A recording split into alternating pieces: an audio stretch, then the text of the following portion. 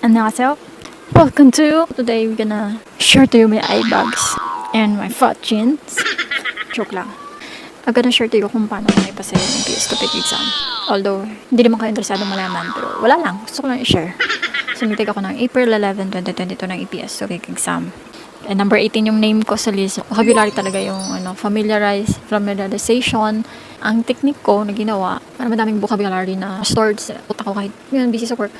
No, I'm working 9 to 6, Mondays to Saturdays yung duty ko. So yung pahinga ko talaga, it's Sunday. Of course, kailangan mo rin i-rest yung body mo. So wala talagang time mag-review. Ang nangyayari, hindi ako dumidiretso ng uwi sa bahay. Pag dumidiretso ako ng uwi, my bed is calling me. Like, come here to me, lie down to me. Kaya pag umupo ako sa bed ko, ang nararamdaman ko talaga agad antok. Kasi nga, your body is so tired na from work. So, iniiwasan ko yung dumidiretso sa bahay. Kasi for sure, malamang, natutulog lang ako agad. Dumadaan ako ng mga fast food chain. Kahit saan na pwedeng tambayan. McDonald's, Jollibee, Burger King.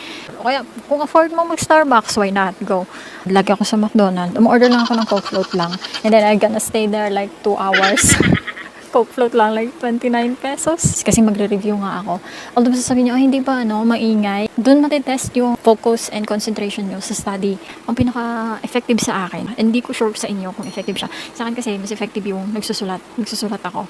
I have this notebook, actually, which is given by Miss CK. And then, ang ginawa ko, sineparate ko siya into 8 part of speech. Noun, pronoun, adjective, adverb, preposition, conjunction, and ano ba yun, verb.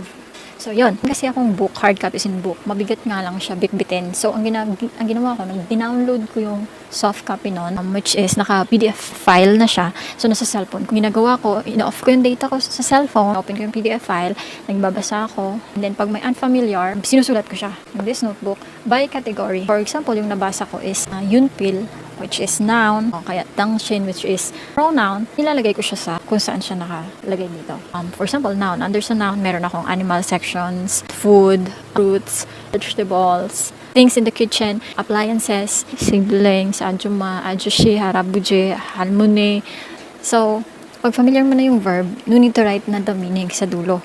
Kasi for sure, matatandaan mo na nga, alam mo na yung words na yan. Pero pag, kunwari, bago mo pa lang, pwede mo isulat sa dulo. Isulat talaga. Kasi kung basa lang, I don't know, meron kasi mga audio or vision learner, medyo din auditory learner, both, which is effective, mas maganda ang both. May book kayo, kung nasa bahay lang naman kayo nagre-review, much better na nasa libro kayo with your pencil and sagutan nyo na lang din yung book. Kasi may mga activity naman yun doon. Pero kung nagsi-self-study ka lang, you can download naman anything. At madami naman din sa YouTube na isipin mo kung concentrate ka ba sa bahay. Kasi madami sa atin usually pag uwi sa bahay, medyo hindi naman magulo talaga.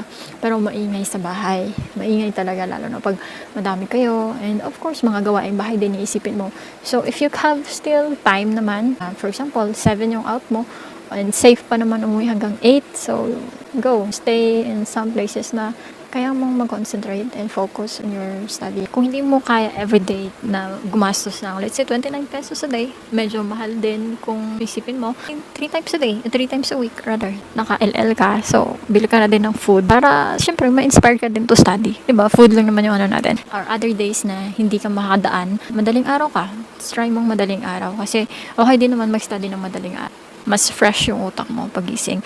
Lagi naman ganun pagka may trabaho tayo. So, bro, tinatamad tayo talagang mag-aral. So, ang pinaka doon, sipagan lang natin. Always think of bakit mo ba siya kailangan gawin. Siyempre, para sa future mo din naman yan, sa sarili mo.